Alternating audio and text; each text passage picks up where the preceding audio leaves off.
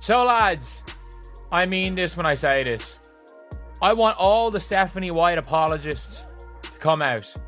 Because it's very, very clear that Stephanie White is not the right coach for Caitlin Clark.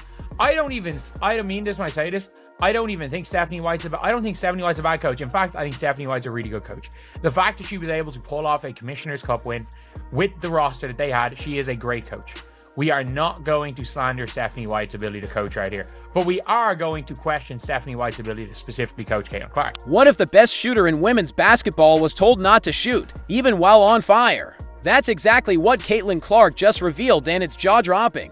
Her own coach is cooling her off just as she heats up. Is this a plan? Or pure sabotage? Fans are furious, analysts are confused, and Caitlin's expression says it all.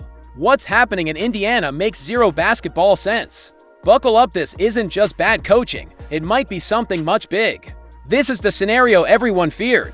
The nightmare where Caitlin Clark, the most electrifying scorer in women's college basketball history, finally hits the pros only to be told, take it slow. Maybe just sit tight.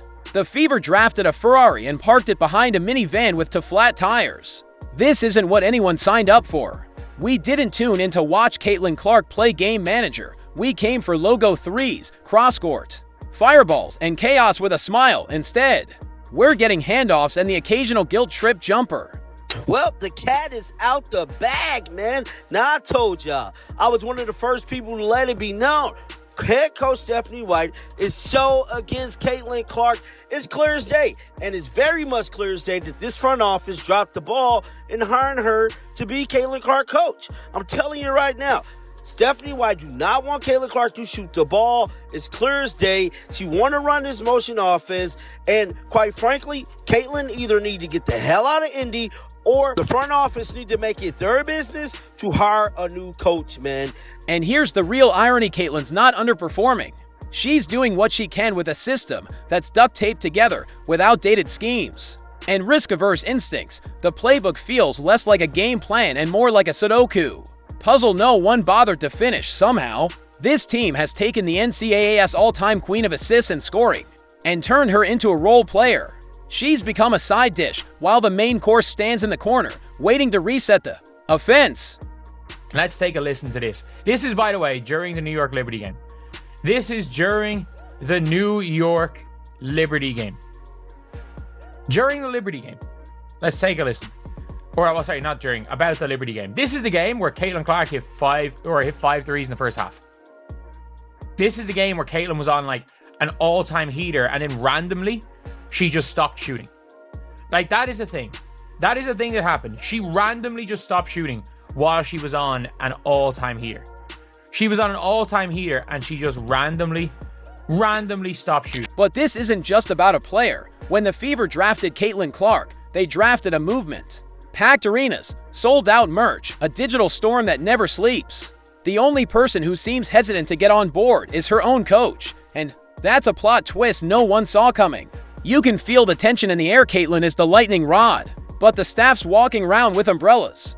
So I had a film breakdown prepared today, but I'm actually going to go a different direction. This is a rant because we have to talk about the state of this Indiana Fever team, and I'm here to bring the reality to all you Fever fans. This team is not a championship team. They're not a championship team. They're nowhere near close to a championship team because every team that is a championship team can play defense. This Indiana Fever team has no defense, and that's like the farthest of their problems. Their offense looked really bad today, and Caitlin Clark obviously didn't shoot the basketball well, but I'm not going to blame this loss on Caitlin Clark, even though obviously they would have won if she would have shot the ball well. My whole thing is you were up when Caitlin Clark wasn't shooting the ball well. You had a double-digit lead in that first half while Caitlin Clark was clanking every single three. She was 2 for... Shooters shoot. That's not just a basketball phrase, it's a philosophy. And when the shooter is Caitlin Clark, you don't bench her when she's cooking. You don't ask her to facilitate like a placeholder. You don't exile her to the corner and call it balance. You let her heat up and take the game over because even her worst shots are better than some players' best looks. But no, just when she catches fire, out comes the timeout, the clipboard, and the system reset. It's like the staff sees flames and calls the fire department, and it's not just hurting her. It's hurting the league, the fans, and the very reason people are buying tickets in the first place. on Caitlin Clark, man. Now, Caitlin Clark went on Sue Bird podcast and dropped major gems, bro. She let it be known that Stephanie White do not want her to shoot threes. Yes, this is not clickbait. Oh, my goodness, guys. Check this out. So professionally, like that Liberty game, I feel like as a shooter, like when you see like 2 or 3 go in, especially like for me, like if I have 2 back to back in a row, like I'm probably gonna launch a third that maybe isn't advised by For Steph, sure. but like I gotta get it up. And then if the third goes in, like you're just hot. I think as a shooter, like your confidence just builds and builds and builds. It's just coming off your hand. And let's talk about how bizarre this system is. You land the most explosive offensive weapon in years, and instead of building an offense around her strengths, you force her to conform to a scheme no one understands. It's not modern. It's not bold. It's cautious. It's scared. It screams, let's keep it close. When Caitlin Clark basketball is about blowing it open, every time she starts to find rhythm, drains a couple quick threes, controls the tempo, you can almost predict what's next. She's pulled. The plays change.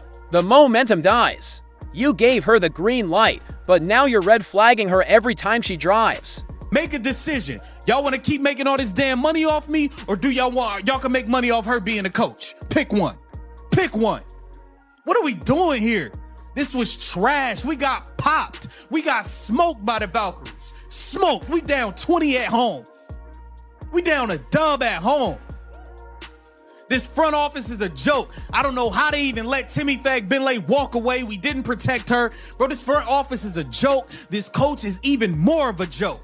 A pure clown is what this coach is. They're treating her like she's a work in progress, like this is year 0 of some 4-year rebuild. And she needs to earn her right to shoot. Meanwhile, other players are missing wide open looks like they're auditioning for demolition duty. But Clark, she has to defer. She has to be patient. Fever fans didn't fill arenas to watch someone develop. They came for production, for sparks, for dominance, and every time she's held back, it's another wasted night, another sold out crowd leaving with nothing but what could have been. Why not? Stephanie White, why not? It always works. 2 defenders are always going to go with Caitlin Clark. There should never be a play where Caitlin Clark brings the ball up the court and then she passes it and she runs off the playoff ball. Every single possession, there should be a screen, whether it be a Leah Boston, whether it be a Kelsey Mitchell who's going to cut, whether it be a Natasha Howard, literally any player. They set Caitlin Clark a screen at the top of the key, and off that, your whole offense should function. I don't care what Stephanie White wants to do with this motion offense thing. Literally, all you have to do every single time you have a practice is worry about what to do after the double team. She's not the problem. She's playing chess while the coaching staff's playing checkers with the pieces upside down. Maybe this coach is a defensive genius, but even geniuses can use their tools wrong. You don't dig a hole with a rocket launcher. Technically you can, but you're wasting a weapon. Caitlin is that rocket launcher. You aim her at the basket and let it fly. Stop making her pass 7 times before someone bricks a contested mid-range jumper no one asked. 4. Saying this late last year in November when the Indiana Fever hired Stephanie White. I never thought I'd be saying this right now, only 19 games into the 2025 season, that it's time for Stephanie White to go. The Indiana Fever needs to fire Stephanie White. This is not going to work. What we're seeing is not going to work. It's just not going to work. Fans already see what's happening. Every viral clip isn't from a carefully drawn-up half-court set. It's from Caitlin going rogue, launching from deep and turning chaos into magic. That's the electricity people pay for, not slow rotations, not eco-friendly lineups, not 50-50 for final scores that feel like time machines. The sad part, she's being shackled by a playbook that feels like it was printed in 2003 and hasn't been updated since. What's next? Asking her to play center, to run the water station as part of her growth arc. The absurdity writes itself.